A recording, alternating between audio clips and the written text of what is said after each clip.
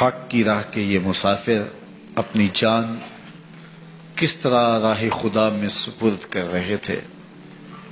اہل کوفہ سہمے ہوئے ڈرے ہوئے ابن زیاد کے دربار میں بیٹھے تھے، اور امام حسین رضی اللہ تعالی عنہ کے قتل کا، ان کی شہادت کا انہیں دکھ تو تھا، لیکن ان کے اندر ہمت، طاقت اور توانائی نہیں تھی۔ ان کی تلواریں یزید کے ساتھ رہیں اور دل امام حسین رضی اللہ تعالی عنہ کے ساتھ رکھنے کی بات کرتے تھے۔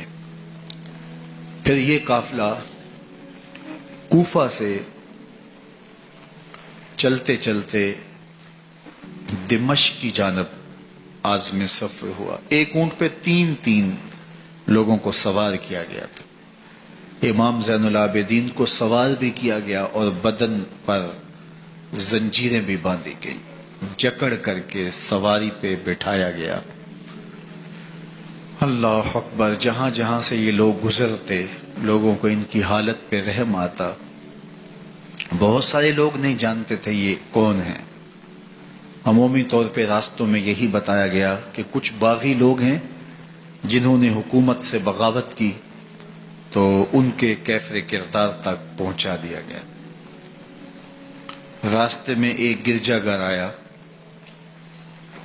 اور وہاں یہ لوگ رات رکتے ہیں۔ گرجا گھر کی دیوار پہ لکھا ہوا تھا: اترجو امت قتلت حسینا شفاعت جدہ یوم الحساب۔ کیا وہ امت جنہوں نے حسین ابن علی کو شہید کیا، قیامت کے دن انہی کے نانے سے شفاعت مانگیں گے؟ کس منہ سے شفاعت طلب کریں گے؟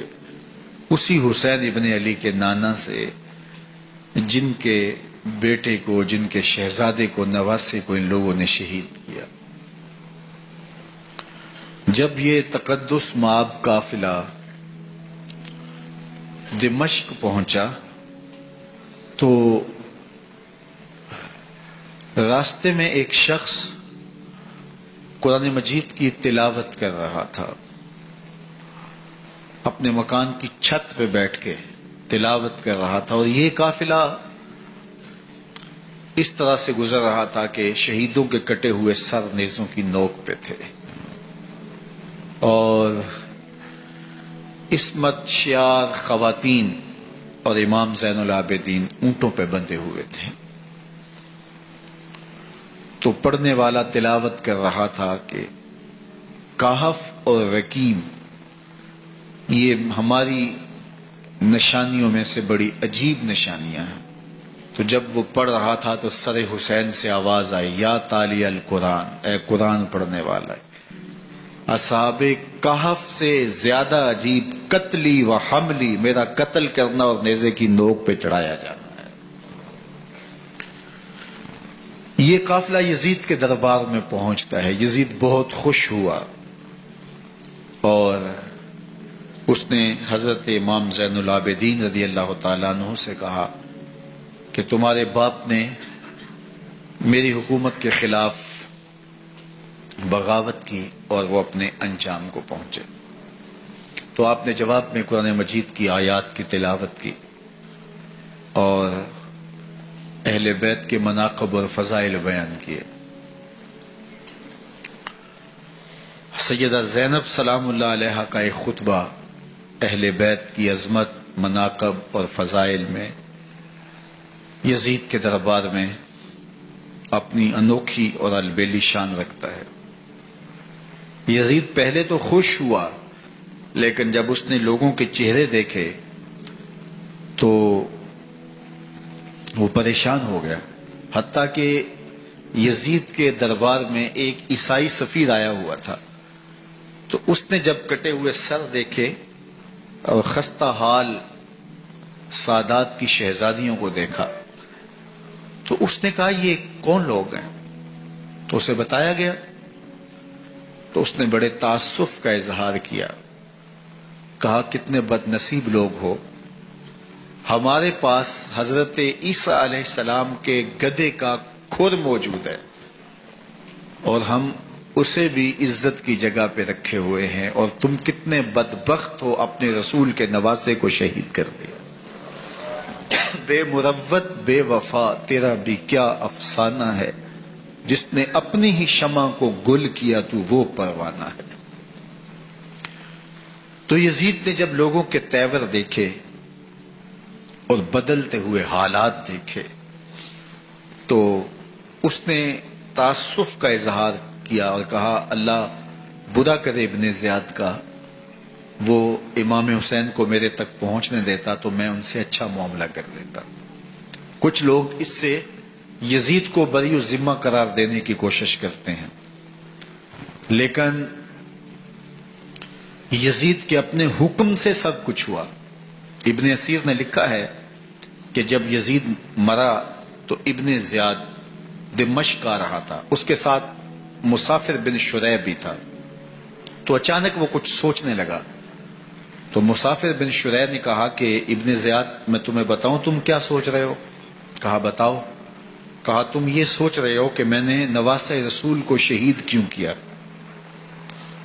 تو کہنے لگا کہ یہ مجھے یزید کا حکم تھا، اور اگر میں نواسہ رسول کو شہید نہ کرتا تو وہ مجھے قتل کر دیتا۔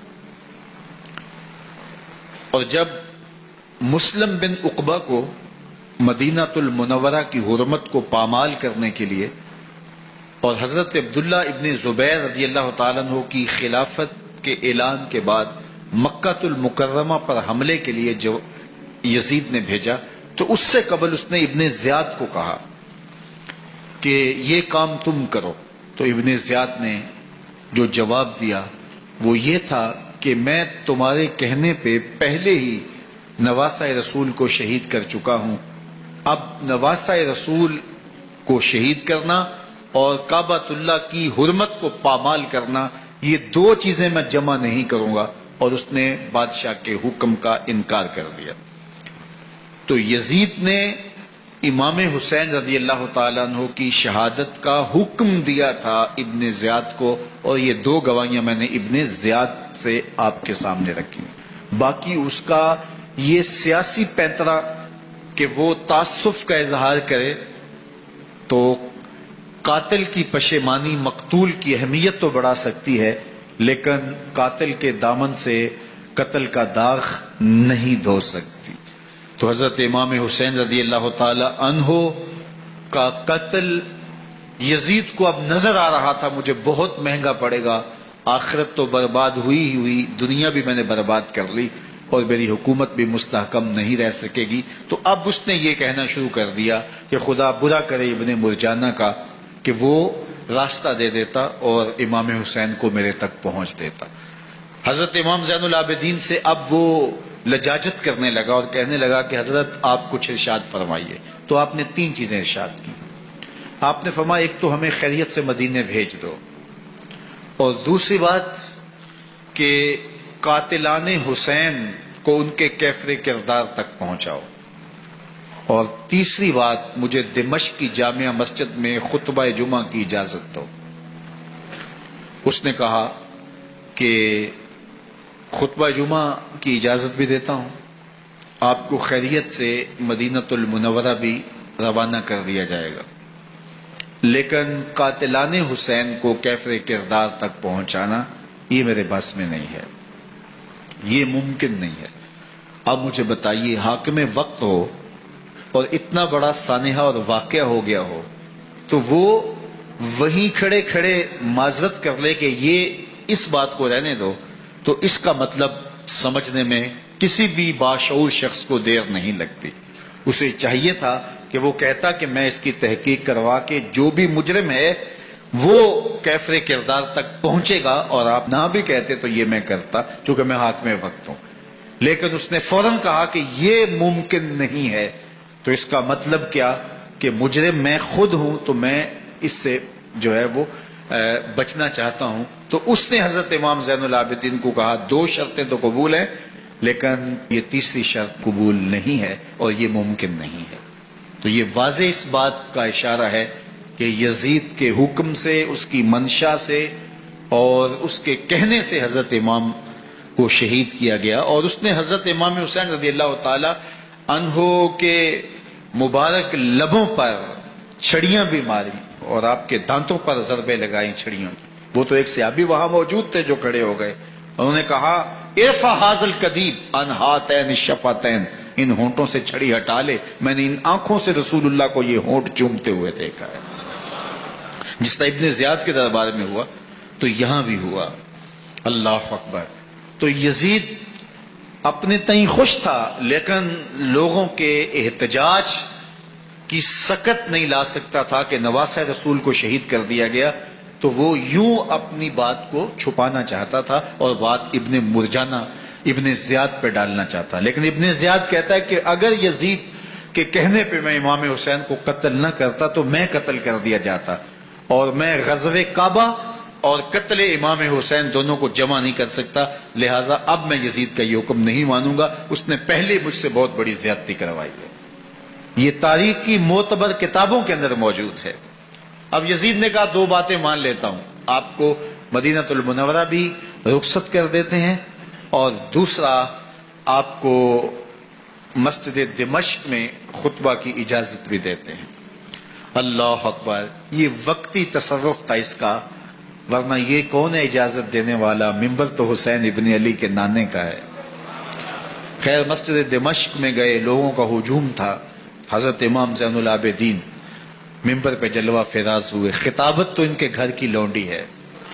تو جب آپ نے کھڑے ہو کر کے خطبہ دیا اور فضائل و مناقب اہل بیت بیان کیے، لوگوں کے سینوں کے اندر آتش محبت اہل بیت کی جوش مارنے لگی. یزید ڈر گیا کہ اگر کچھ دیر خطبہ جاری رہا تو کہیں ایسا نہ ہو کہ لوگ میرے خلاف اٹھ کھڑے ہوں. تو اس نے مؤذن کو اشارہ کیا اور وہ اذان دینے لگا. تو اس نے کہا اللہ اکبر اللہ اکبر. تو حضرت امام زین العابدین نے کہا اس میں کوئی شک نہیں کہ اللہ سب سے بڑا ہے. پھر کہا اشہد ان لا الہ الا اللہ. تو امام زین العابدین نے فرمایا کہ ہم نے اس بات کی اپنے خون سے گواہی دی ہے کہ اللہ کے علاوہ کوئی معبود نہیں ہے. پھر اس نے کہا اشہد ان محمد رسول اللہ. تو حضرت امام زین العابدین نے یزید کی آنکھوں میں آنکھیں ڈال کے کہا یزید دیکھ، اذان میں تیرے نانے کا نام ہے یا میرے نانے کا نام ہے؟ تو حسین ابن علی رضی اللہ تعالی عنہ کا نام کبھی بھی مٹنے والا نہ. زیاد کا وہ ستم رہا نہ یزید کی رہی وہ جفا، رہا تو نام حسین جسے زندہ رکھتی ہے کرم.